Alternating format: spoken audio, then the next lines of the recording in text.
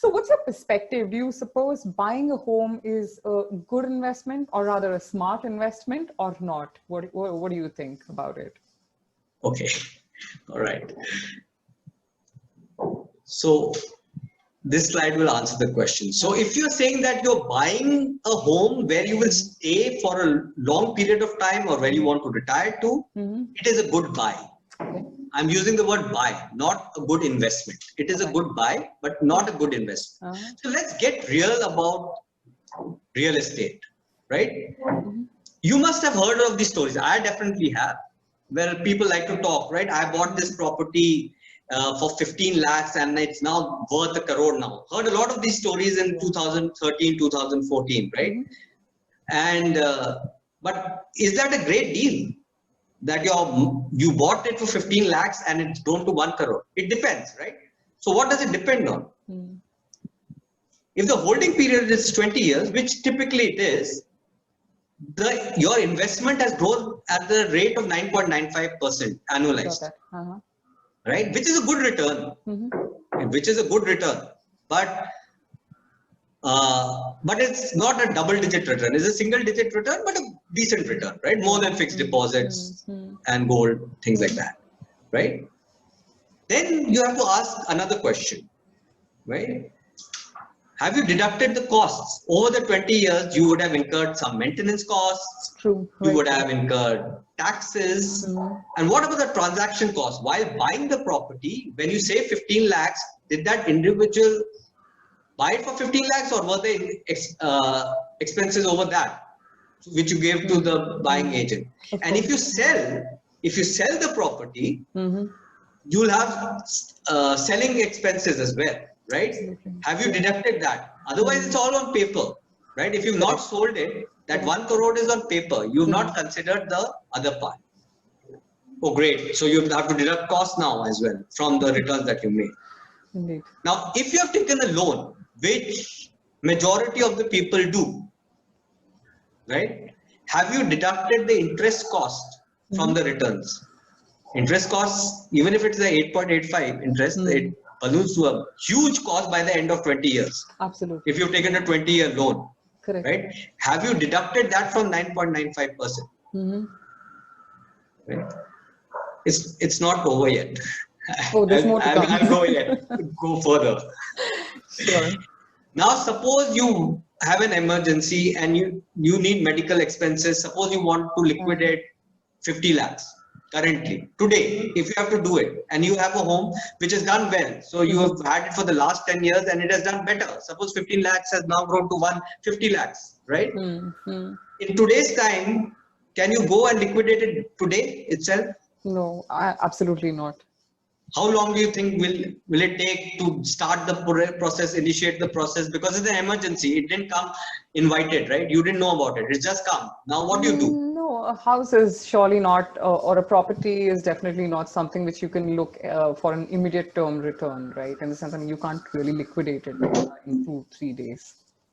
Right. So it takes you cannot liquidate the whole capital. Absolutely. Okay. Yeah. What about part liquidity?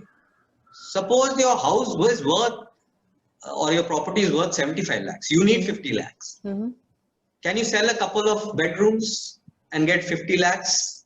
No, of course not. You have to sell the whole house, right? Yeah. So it's not divisible also. Yeah. So what about the liquidity part of it? Part liquidity. So you have to take all these considerations. Now, if I ask you the question, how good does the story sound? When a friend or an investor or you yourself tell her, oh, I had invested 15 lakhs in the property is now worth 1 crore. Well, it doesn't sound so smart to me anymore. Yeah. But I'm sure the audience is thinking, hey, you've not considered one thing, which is, what about the income that I get from my property? Right? So let's look into that. Suppose you get 3 lakhs annual rent on a 1 crore apartment. Right? Great, you get 3 lakhs, right? What does that work out to? That is a 3% return, right? On 1 crore, if you're getting 3 lakhs, it's 3% in a year, right? You get more than that in fixed deposits. even when they're doing so badly now, in terms of returns. And without the hassle of this maintenance, getting a tenant, replacing a tenant. And oh, by the way, the income that you're getting freelance, that is also taxed based on your income slab. Yes, it is. I know. I'm aware. Right? Yes, it is taxable. That's correct. That's correct. So let me just ask you this question. So you said that, perhaps investing in a house that you're living in is okay.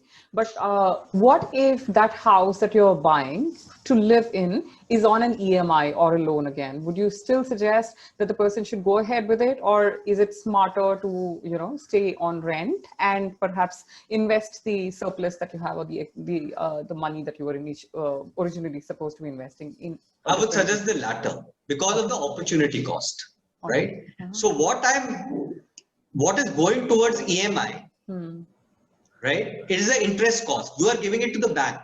Got that. Right? It's not coming back to you. Yeah, true. But if you are renting it and staying in a 50, so for a 1 crore, say property, if you're staying in it and paying a 30,000 rent,